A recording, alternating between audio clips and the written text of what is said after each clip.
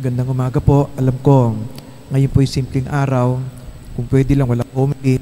Kung meron man dapat simple, maiksi lamang, Father, di ho ba?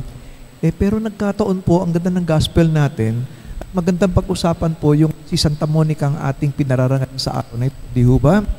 So, unang-una, sa gospel, yung bang pagkukunwari, di ho ba? Pwedeng sino man po sa atin, para bang napakabanal tingnan, di ho ba? Mabanil, mabait, napakabuti, di ho ba?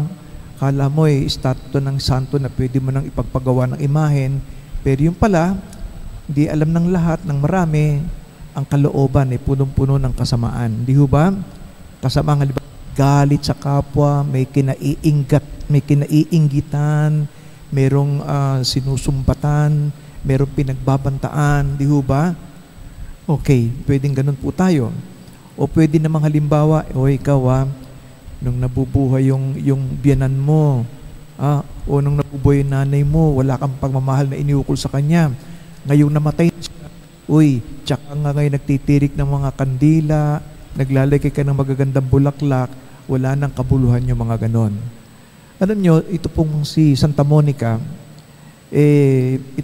tinuturing na patron ng mga, alam nyo, na mga may bahay, na mga misis, na may mga mabibigat na problema, daing sa kanilang asawa.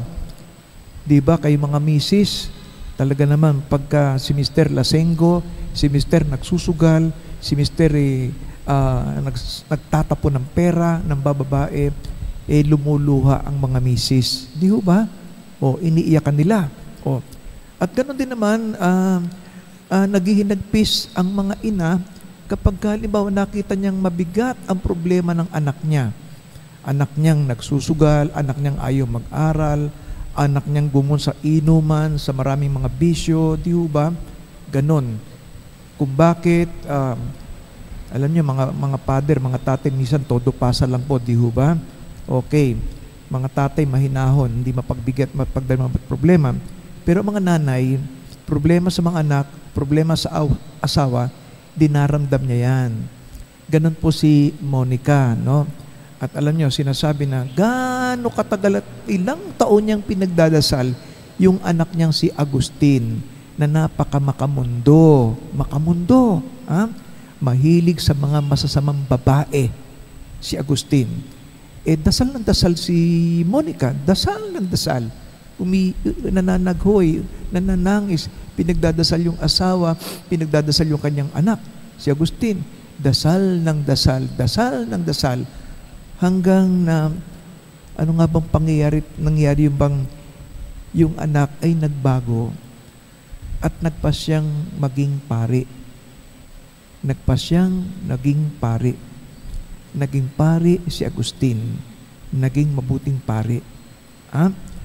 At hindi lamang yon, yung kanyang anak na naging pari, minsan alam niyo, pumunta sila sa malayong lugar na may sakit na si Monica.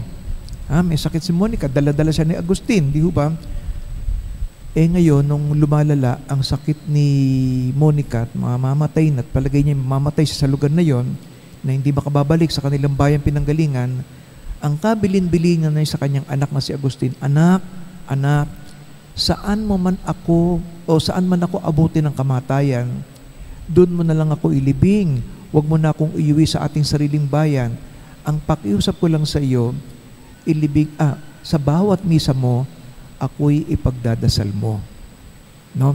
Alam nyo, magandang rin po yan na, alam nyo, sa ating mga Pilipino, lalong-lalo na, pinag-aawayan niya ng mga magkakapatid, ng mga magkakamag-anak, saan ibuburol, saan ililibing, di ho ba? Alam niyo, yung kung saan ibuburol o yung saan ililibing, yung saan ibuburol, pinag-aawayan po yan. Alam niyo, meron din monetary reason po yan. Di ho ba? Alam niyo naman, di ho ba? Saan mapupunta yung abuloy, halimbawa, yung po yun. No?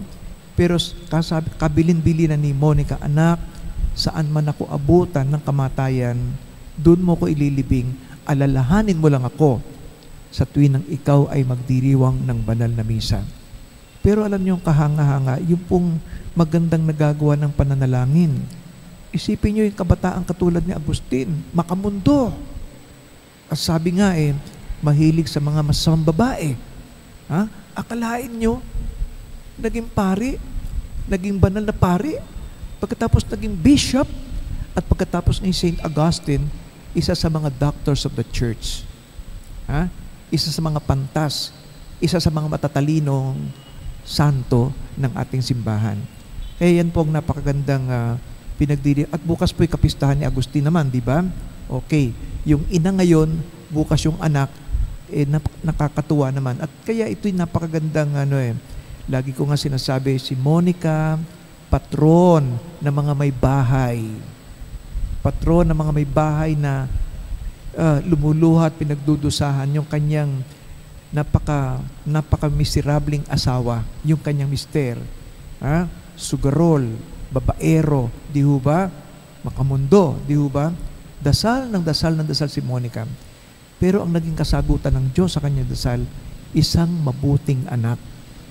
Na bagamat naging masamang anak si Agustinong kabataan, kung bakit sa kada dasal ay nagbago, naging pare, naging matalinong pare, napakabanal na pare, naging obispo. At ngayon, si Saint Augustine, Doctor of the Church. Sa ngalan ng Ama, Anak, Espiritu Santo.